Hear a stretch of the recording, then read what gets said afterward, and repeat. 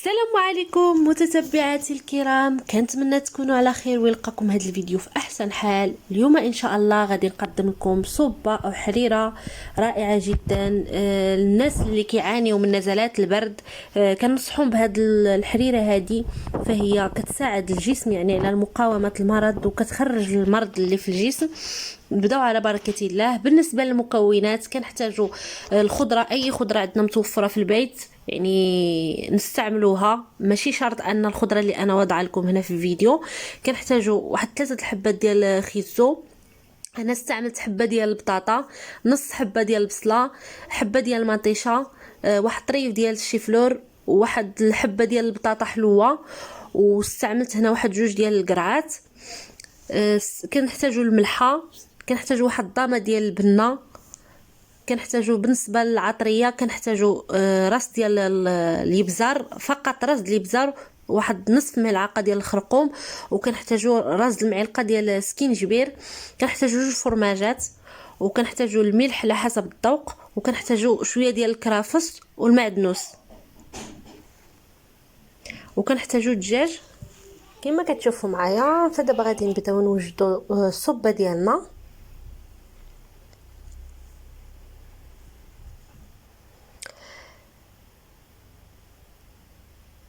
كناخذوا الكوكوط او الاناء اللي غادي نطيبوا فيه، كنوضعوا فيه ديك الطريف ديال الدجاج، وكنبداو نقطعوا في الخضره ديالنا كما كتشوفوا معايا. فانا خديت القرعه قطعتها مربعات، كذلك الشيفلور، وكذلك البطاطا.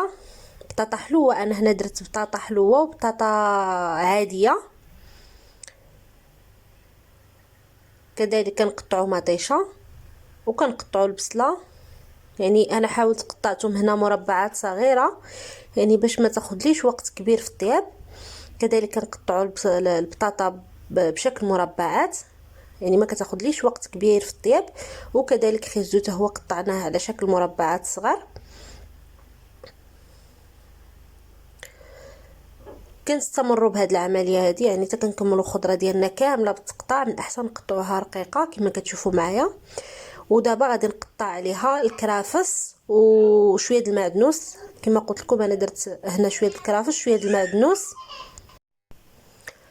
كما كتشوفوا معايا. من بعد ما قطعت الكرافس والمعدنوس فدابا غادي نضيف العطريه. بالنسبه للعطريه كما قلت لكم فانا ضفت فقط نصف ملعقه الخرقوم وراس معلقه ديال الابزار وشويه ديال راس معلقه ديال السكينجبر. كنضيف واحد ضماد البنه، كنضيفوا 2 معالق ديال زيت المائده، وكنضيفوا شويه الملحه على حسب الذوق. بالنسبه للفرماج غادي نخليه حتى الاخر حتى طيب الصوبه ديالي، ونبغي ونطحنا عاد غادي نضيف الفرماج. كما كتشوفوا معايا هنا انا غادي نضيف الماء، يعني تقريبا غادي نستعمل 2 يطرود الماء، يعني حتى تكون الماء فايت الخضره كما كتشوفوا معايا. وغادي نسد عليها، غادي نردها ديال الطيب يعني غير تصفر شي شويه صافي. كنحس بان الخضره ديالي طابت، كنطفيو عليها.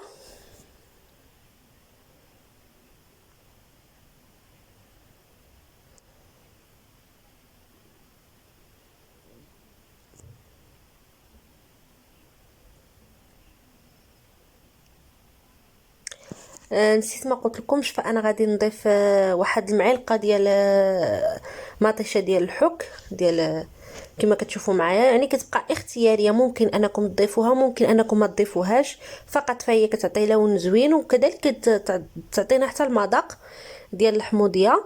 ممكن انكم تضيفوها ممكن انكم ما تضيفوهاش. صافي غادي نسد على الكوكوط ديالي وغادي نردها طيب. من بعد ما طابت الصوبه ديالي كيكون هذا الشكل ديالها على هكا كما كتشوفوا معايا. فانا دابا غادي نحيد ديك الدجاج، يعني غنحيد منهم ديك العظيمات، غنخلي غير الهبره، غادي نحيد منهم العظيمات نهائيا ونخلي غير ديك الهبيره باش نطحنها مع الخضره كما كتشوفوا معايا. دابا غادي نطحن الصوبه ديالي، غادي نطحنها مزيان بالميكسور. غادي نبقى كنطحنها بحال هكذا.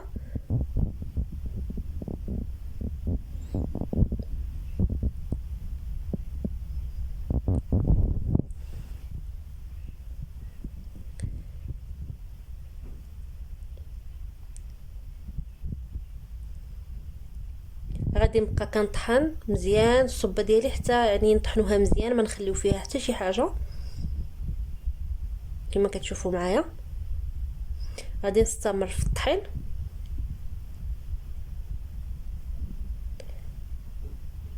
وغادي نضيف دابا ديك 2 حبات ديال الفرماج، يعني دابا غادي نضيفوهم وغادي نزيد نطحنها مزيان.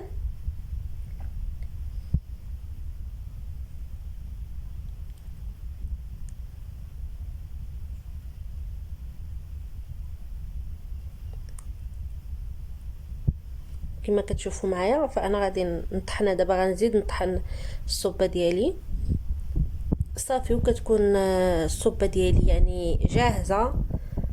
يعني ممكن انكم تعشوا بها، فهي كتجي سهله وخفيفه. كنتمنى انها تعجبكم وتجربوها، فهي كتجي رائعه جدا.